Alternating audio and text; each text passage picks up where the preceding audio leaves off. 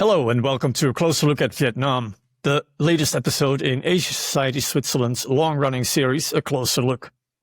2025 marks 50 years since Vietnam's reunification. It's a great moment to reflect on Vietnam's remarkable transformation. Since launching major economic reforms 4 decades ago, the country has achieved one of the world's fastest growth rates, attracting global investment as companies shift production from China. Today, Vietnam is a lower middle-income nation with bold ambitions to become a developed high-income country within 20 years. But as Vietnam looks ahead, it faces significant challenges, from unleashing human creativity and reforming institutions to badly needed investments in its infrastructure. And let's not forget the looming record tariffs of up to 46% the US is looking to impose, having accused Vietnam of being the single worst abuser in trade with the US. These tariffs threaten to all but obliterate Vietnam's economic growth. More sticky challenges will need to be faced head-on, or the country risks losing its appeal for foreign investors and falling into the middle-income trap, where it is too expensive as the home for labor-intensive assembly work in factories, yet technologically not there yet to innovate and climb up the value chain. And like every other country, Vietnam cannot escape dealing with a fragmenting world order that will challenge its famed bamboo diplomacy, where Hanoi works to be friends with everyone, something that might no longer suit a geopolitical environment that increasingly demands choosing sides. I'm very glad to discuss where we find Vietnam in 2025 with Dr. Hai Hong Nguyen, but just a few more facts on the country before he joins us. First of all, very basic, it's a country 8 times the size of Switzerland, where I am now, with over 100 million people living in it.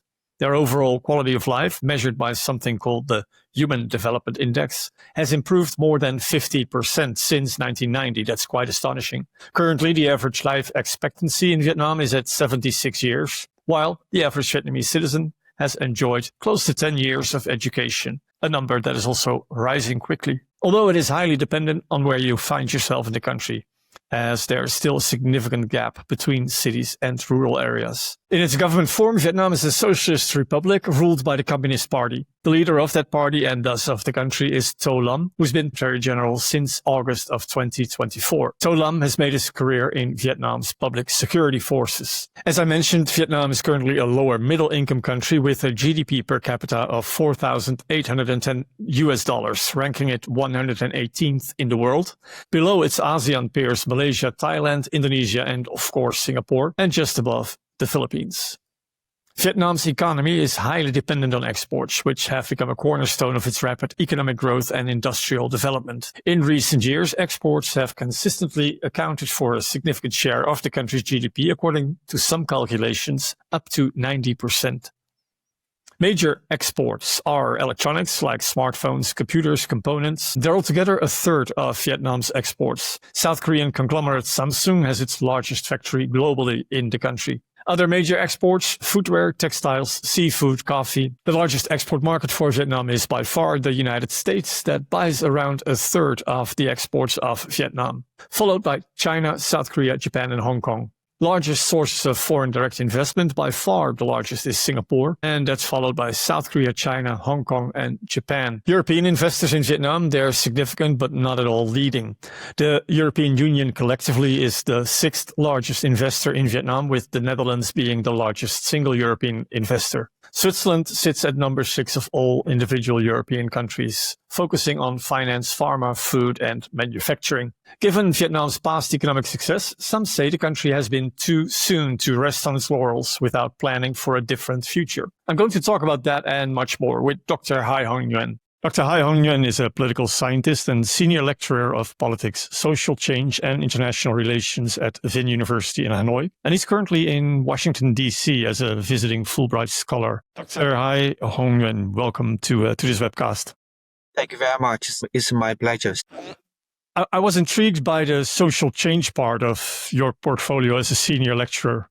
Vietnam recently marked the 50th anniversary of its reunification. How would you describe the prevailing mood among Vietnamese at the moment? What I can say is that after 50 years, the people in Vietnam now, they really want to see something change, particularly the national reconciliation. Because, for thousands of years, for hundreds of years, for generations, Vietnam was at war. And my parent generation, for instance, my brother's generation was in the war. I was born after the war. So I think most young peoples now, they really want to live in peace, live in capitalism. And of course, for the older generation, they really want to see the countries develop. I think on the one hand, as I said, it is a show of national pride. It's a show of a bright future. But on the other hand, people really want to put the past aside, and they really look forward to national reconciliation. And that's why, from people who have followed the celebration of the event, they may notice that there has been a slightly change of the language. Now, in the past, and of course, people now still sometimes can hear the terms liberation of the South, but, it has been less used so far. So, yes, you use the terms reunification. I think that's the right word that people is really want to use now. So they really will look forward to a bright future and national reconciliation at the moment. People from the older generation who still lived through the war, although their numbers are dwindling, of course, are they happy to just use this new kind of language about not liberation but reunification, or do they see it maybe as, well, hello, we've been fighting for this and we want the credit? I think as I said, the overall mood now and attitudes to the wars now is that they really want to put the war aside and they really look forward to the future. So I think even for the very conservative population, or even for families, for veterans who lost their loved ones in the war, and also who's been suffering from the consequences of the war, but for 50 years now, they really want to put aside the past and the tragic past.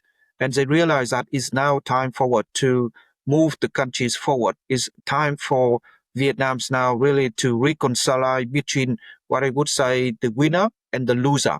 So because Vietnam's, in a very uncertain world now, unpredictable world now, it is very important for the countries to mobilize on the strength, on the support and the contribution from people of the nation, whether they live in the country or they live abroad. Our younger generations, if we look, for example, at China, also, a country just like Vietnam that has been experiencing quite successful economic developments over the past few decades, now struggling a bit, and especially younger generations there are quite pessimistic about their own future. How is that with Vietnamese younger generations? Are they still fairly optimistic about the opportunities they can grasp for themselves, for their careers, or do you see changes there as well?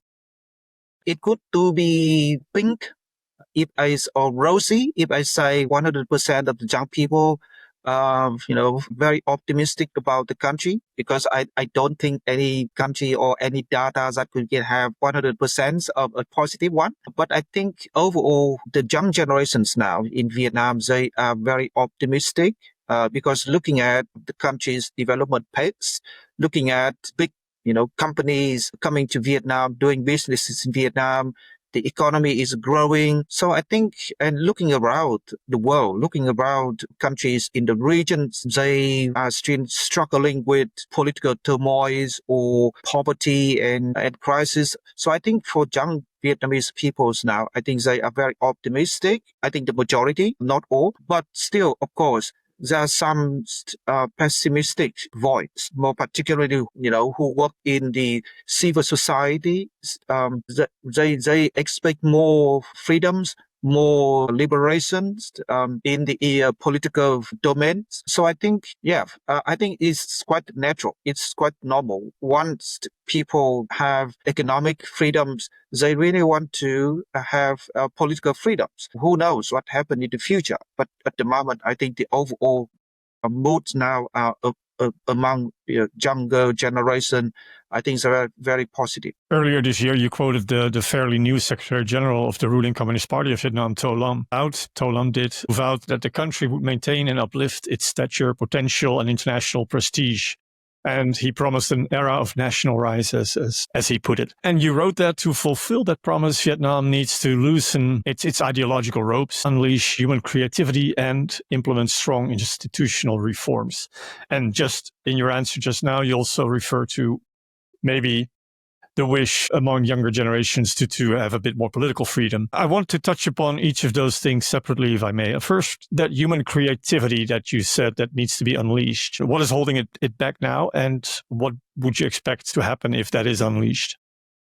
Well, I think for Vietnam, it has been reforming the countries over the past 40 years, nearly 40 years now. And of course, Vietnam has enjoyed high economic growth rate in the past more than 3 decades. And it has become now a lower middle income countries. And of course, it's striving to be a higher middle income countries in 2030. Also, a high income and developed countries in 2045. So I think in order for Vietnam to achieve those development goals, I think they need to unleash, of course, human resources. And of course, in that process, freedoms and is very important. That freedom here, I mean, at least in the economic domain, the people need to do whatever they want. Of course, not banned or not prohibited by the law. Freedom means that they can, start up a business and they don't have to deal with a very cumbersome paperwork or procedures and even corruption, etc. So I think the the issues that or the problems that constrains the human resources now is the institutional frameworks and the legal frameworks or the governing systems. There's still a lot of problems, so they need to reform those systems, the legal systems, the institutional systems. So yeah, I think those are the issues that need to be reformed. But if you say the creativity needs to be unleashed, the government should loosen its ideological ropes, that doesn't really seem to rhyme with a bottom line authoritarian ruled state. How do you rhyme that? Correct. That's correct. I think when people look at, the emancipations of the private sector on the one hand, and on the other hand, the country is still being ruled by the Communist Party. And I think people very often look at that as a contradiction between the two things. One is, communism, and the other one is capitalism. How a country is developed, how a country is, navigate its development with that kind of two opposite forces. However, I think even Marx, the classical Marxists, they even emphasize the roles of private sector, private economy. It's only distorted when people over exceedingly emphasize the opposition of the private sectors in communist society. So I think that's a wrong thinking. So I think for the communists, in Vietnam now, they realize that, well, it's not true. The private sectors play a very important role too in economic development. As I said, even Marx also emphasized that. So I think that is the right perceptions of the roles of private sectors now. So and that's why I don't see any kind of contradictions here if the Communist Party of Vietnam wants to raise or put more emphasis on the roles of the private sector. You mentioned earlier in our conversation the civic society and how young people probably have more expectations from that than they can currently realize. What do you expect there to happen in that field? And also, how does Vietnam compare to China in that aspect, in these civil liberties? Well, I think there's first of all, a different perception of the roles of civil society. I think now in the mind of the Vietnamese communist leaders, or they also see the roles of civil society in the country's development. In the Vietnamese government perception, the civil society can contribute to the country's development. But of course, that civil society must operate, must work within the framework that um, must be controlled by the government. and also by the party. I think the civil society can work and live side by side with, any regime, authoritarian regimes or what party state. I think that could happen. In Vietnam, of course, somehow the civil society is more liberal and freer than counterparts in China. As you see, even in Vietnam, people can enjoy more freedom in using the internet, in using social media. In Vietnam, people still can use Facebook, Twitter, Instagram, as long as the civil society doesn't pose any political threats to the powers, the rules of the Communist Party of Vietnam. I think that they can, operate freely. But of course, who knows in the future, right? Because we sitting now in 2025, forecasting what happened in 2030 is already difficult. The third point you wrote that was needed was strong institutional reforms. And government reform isn't always the most exciting topic to discuss, but Vietnam has taken it to a whole different level. And I just wanted to go over some of the proposals that are, I believe, due to be implemented all in this single year, 2025. Vietnam wants to pretty much halve its number of provinces from 63 down to 34. 700 districts will be abolished, removing an entire layer of government. The number of ministries will go down from 22 to, I believe, 14. 13 general departments, whatever those were, gone. 138 departments and bureaus, gone. Over 3,000 sub-departments also gone. 201 public service units. I didn't know there were that many different bodies of government, but they're also gone, and over 100,000 state civil servants will be laid off. Things had been going quite well for Vietnam economically over the past decades. Why is this huge downsizing of government needed, and what is it supposed to bring? Well, absolutely. I think, again, we come back to the problems of institutional reforms and the problem created by the governing systems. And in Vietnam, we by the term institutional bottleneck. So bottleneck is very, problematic, and it created a lot of problems for the private sector, for businesses, and even is it well oiled for corruption across the country. And that's why when Do Lâm was elected as the party secretary general, first of all, I would say he's a very pragmatic man. He has been living in the system for decades. So he knows quite well where are the problems, where are the bottleneck, and where need to be reformed. I have to say that institutional reform has been, mentioned, has been discussed for decades, even in the very early days of đổi mới, of economic reforms. But of course, we often say in Vietnam, when you are given the flags, it's the time for you to raise the flag. So it means when you have the power, the decision in your hand, you know how to do it. It really depends on the political leaders. It really depends on the timing, when they really want to emphasize more on political unity within the party, or where they want to emphasize more on ideology issue. Well, so I think comparing to Do Lâm predecessor, the late secretary Nguyễn Phú Trọng, he's an ideologist. He emphasized more on the party roles in controlling the system. Of course, he had the reason to do that because during the first decades of the 21st century, corruption was in Vietnam was very rampant. So Do Lâm predecessor, he really wanted to take back the power to control it and to eliminate corruption.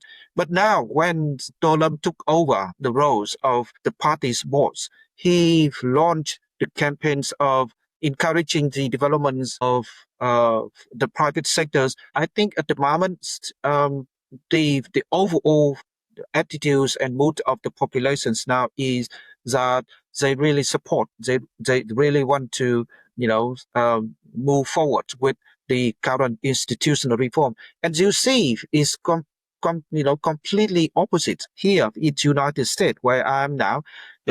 In the United States, the Trump administration, they also created the Department of Efficiency. Now, they laid off hundreds of thousands of people But people protested. They launched protested. I can see many protests here in DC.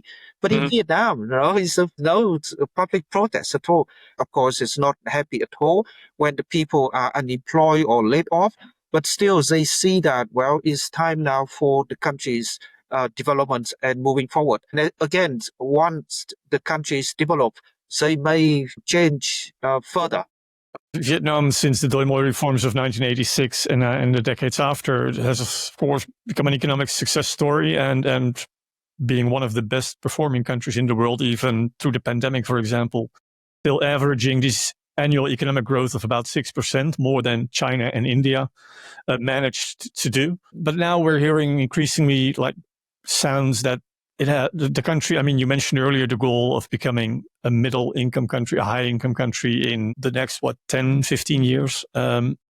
That's quite short time to achieve. And in the meantime, it has some serious problems to work on. Labor costs in manufacturing are already higher than in India or Thailand, for example, and are set to rise even further, climb, I read, by 48% by 2029, meaning Vietnam could soon end up too expensive for labor-intensive manufacturing that made it so successful over the past decades, yet too technologically unsophisticated still to do much else than manufacturing and assembling, which is a classic middle-income trap, of course. What's your view? How can Vietnam avoid getting stuck in that trap? And do you think the country will be successful at avoiding that? I think there's no doubt that Vietnam's economy is still growing, and the living cost of the population also has been increased. And of course, the labor costs also increased as well. That's because I think people look at the labor cost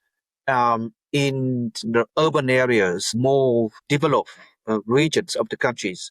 But if they goes to the countryside, I think still a lot of people living in very low income level. Even when people look at, well, Vietnam's economic high growth rate, but still a lot of people still living in very low income, and there's still a huge demand for labor forces and labor capitals in Vietnam. And people often even also hear about the complaint of foreign companies operating in Vietnam about the lack of labor forces. So I think I would say it's fair enough that, well, the labor cost in Vietnam, of course, has been raised, but I don't think it's going to be a problem or any, hinder for the countries attracting foreign investment in the countries. On the other hand, the Vietnamese government realized that, of course, once the economy grows and develops, of course, the labor costs will increase. So that's why I think the government is taking a very right approach when they emphasize more on digital transformation and focusing more on services rather than on agricultural, production. So I think that's a right approach in order for Vietnam to get out of what we call the middle income trap. One more question about this, if I may. I was in Vietnam last fall, and I spoke with some people there. And one organization I spoke with was representing European businesses in Vietnam. And there I heard, well, they were a bit subdued, like you said as well, about investing more in Vietnam, saying, well, it kind of seems to hit its limits, not just because the rise in labor costs, but also because of the lack of investment in infrastructure, in roads, in ports, in the energy grid. And they said, well, Vietnam seems to be resting on its laurels a bit, thinking, well, we're good, we're doing good. Is that true? Is that a right assessment of them? I think so. Yeah, I think that's correct. But as I said, even more companies making investments in Vietnam, and of course, Vietnam is taking advantages of the coupling movements. Because of the competition and the rivalry between China and the United States. And that's why many companies, including European companies, moving to Vietnam. But how Vietnam can accommodate that, movements and the needs of foreign companies to choose Vietnam as a production destination. That's another story. And that's true. I completely agree that Vietnam's infrastructures, including the transportation systems, the system of roads, etc., that needs to be improved. And on the other hand, I also reckon that the Vietnamese government is putting a lot of efforts in improving the infrastructures because they realize that these are really a problem. These are really a challenge in order to attract foreign investments in Vietnam. So at the moment, the problems that Vietnam is facing at the moment is first, infrastructures, second, institutional framework, third is the human resources. The human resources that those are qualified to work in new industry and sectors.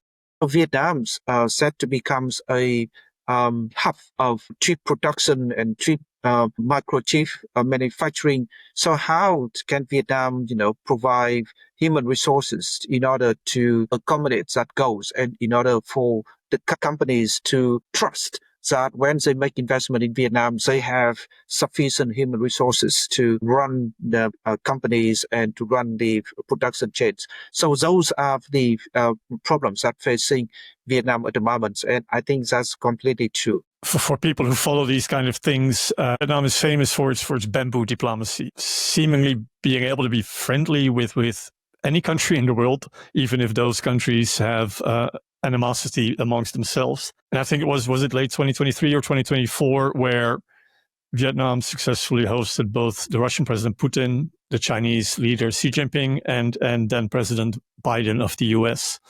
I think probably the only country in the world that managed to do that. Just now in late May, the French president, Emmanuel Macron, was on a state visit in Vietnam. And 6 months ago, this former colonial power, France, became the first European nation to have its ties with Vietnam upgraded to the highest level of comprehensive strategic partner, as it's called in diplomat speak. Vietnam has bestowed that status on only 12 or 13 other countries since China became the first to receive it in 2000. Looking at the timeline, I noticed that between 2008 and 2023, only 3 other countries had this best friend status with Vietnam. That was China, India, and Russia. Since 2023, though, the list of best friends has been expanding quickly, tripling in size in only 2.5 years, and now including the US, Australia, South Korea, Indonesia, Japan, and others, all been added in the past 1.5 years or so, with Thailand being the most recent country to get this status in May 2025. Can you tell me, what's Vietnam's goal here? Is this the bamboo diplomacy at work, quickly making more friends as the world becomes less stable, or... And what can other countries learn from this policy? I think the overall purpose of implementing bamboo diplomacy, or more precisely, I would use the term smart diplomacy. So is that Vietnam really want to have more friends and less enemies. That's the most important purpose of Vietnam diplomacy, because Vietnam lived with war for many years, and Vietnam's really understand the cost, the price that it has to pay if Vietnam is involved in any conflict now. And Vietnam really understands the price when the country does not have enough resources, enough powers in order to resist any aggression, any negative or any threats from outside. And Vietnam, on the other hand, doesn't want to rely on any powers in order to protect and defend its interests. The overall, of course, people use different terms in order to describe Vietnam diplomacy, bamboo diplomacy, or any other kind of approach. But I use smart diplomacy. That's because Vietnam really understands the prices and the cost if they are involved in any conflict at the moment.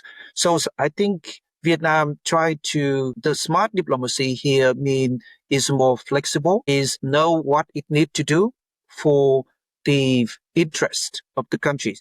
I think for many years, for decades, Vietnam seemed to forget the term national interest.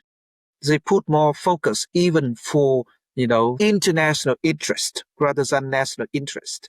I mean, they think, well, we are here, we are struggling, we are fighting against imperialism, colonialism, because we are the hero of the world. And that's why they forget the national interest. But now national interest now is on top of diplomacy. What they need to do is that you need to do for the countries, for the people first. And of course, on the one hand, to also think of the international obligation and responsibility on the other hand.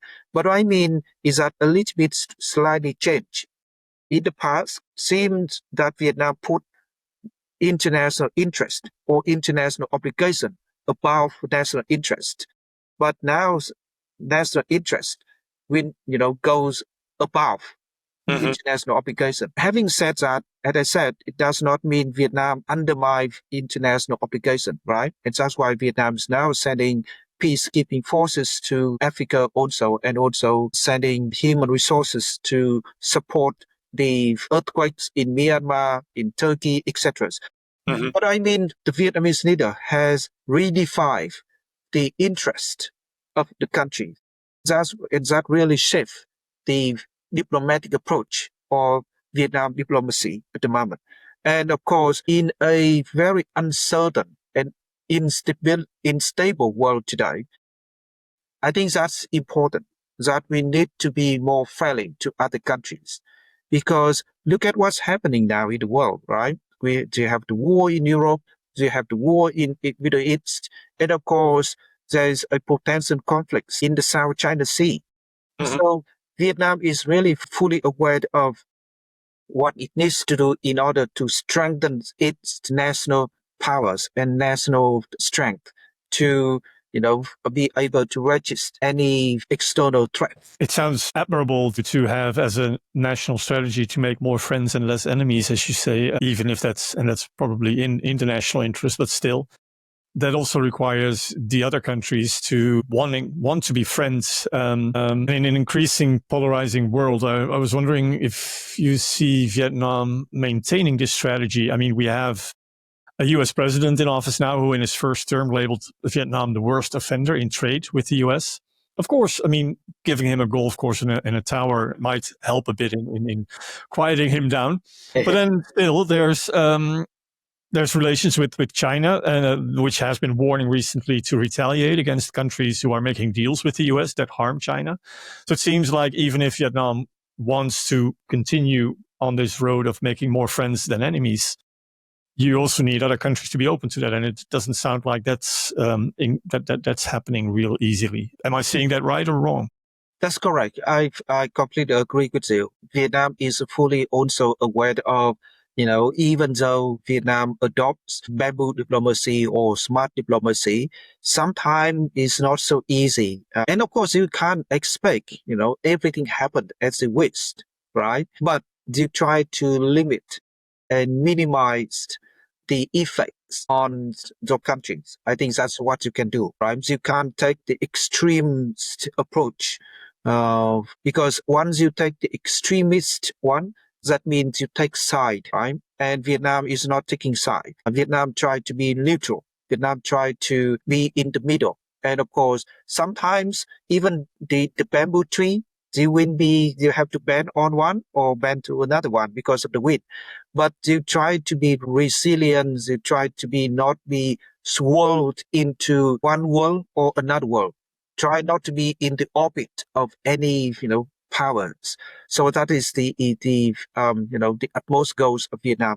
And again, it's not so easy, but still Vietnam tried to achieve the goal. And that's why I use the term smart diplomacy rather than bamboo diplomacy. Smart means you really think about what really is good, what really bad. Sometimes, of course, you have to trade off.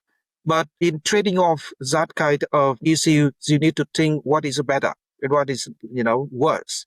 So that is important. We've touched upon Vietnam's relationship with its neighbors, with the US, with China. Somewhere in the middle is Europe. How is Vietnam and Europe? How are they doing? Is there any just polite cooperation and that's it, or is there room for more? And do you see the ambitions maybe being risen a bit? No, I think Vietnam see European Union is very, very important partners. And I'm sure that Vietnam and European Union soon upgrade their relationship to comprehensive strategic partnership is a strategic priority for Vietnam to promote relationship with European Union. So that's why within European Unions now, Vietnam has established strategic partnership with 5 countries. And of course, last year, Vietnam upgraded a relationship with France to comprehensive strategic partnership. The other 4 includes Germany, Spain, Italy, and UK. I'm sure that they, and of course, Hungary, Poland, and Czech Republic.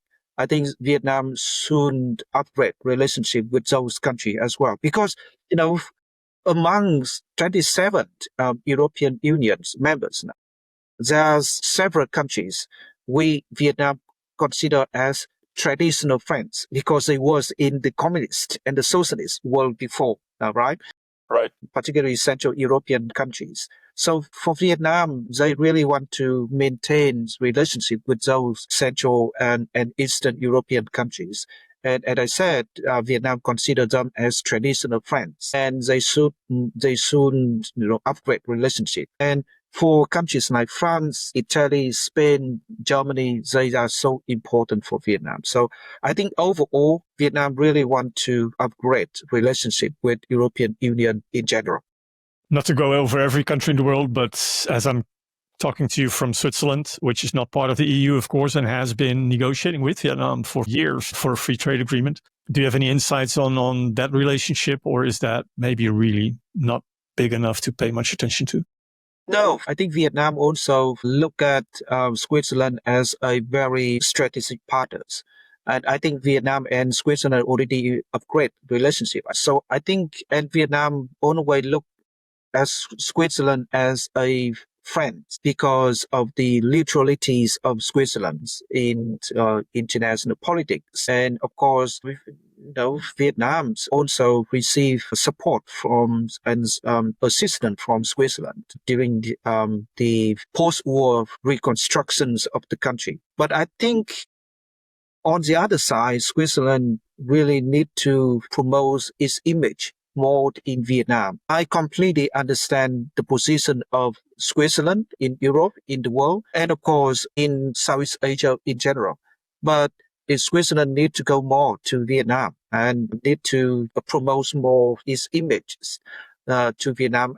In fact, the political system, the political model of Switzerland has been studied by Vietnamese scholars, and they consider Switzerland as a really good model that Vietnam should look at. Careful what you wish for with never-ending referenda and elections. But maybe a final question, if I may. We've been talking for a while now, and we've covered a lot of ground. By far, not enough yet. But is there one thing that you wish people would talk more about when they talk about Vietnam that isn't really often part of the conversation?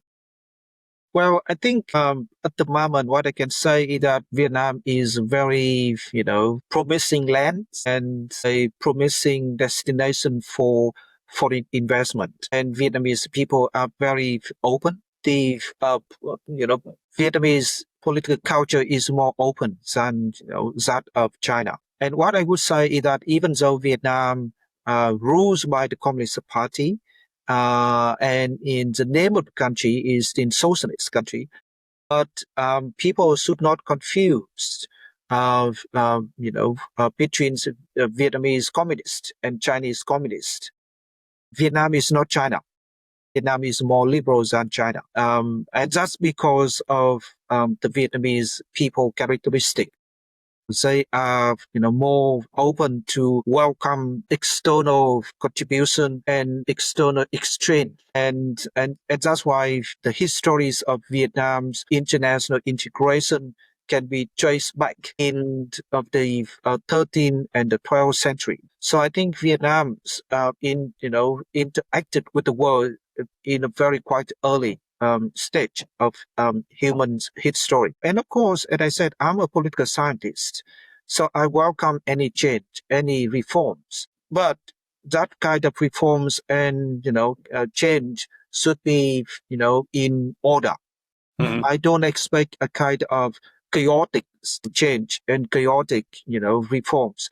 I think people learn from that. I don't think people around the world expect, to see that kind of, chaotic reforms and chaotic changes in Vietnam, because Vietnam is, has suffered from the wars for decades. Vietnam really want to develop. So let's come to Vietnam and help Vietnam to change, to reforms in order, rather than, making change chaotic. Dr. Hai Hong Nguyen, thank you so much for your time and your insights. Really appreciate it. Thank you very much. It's my pleasure.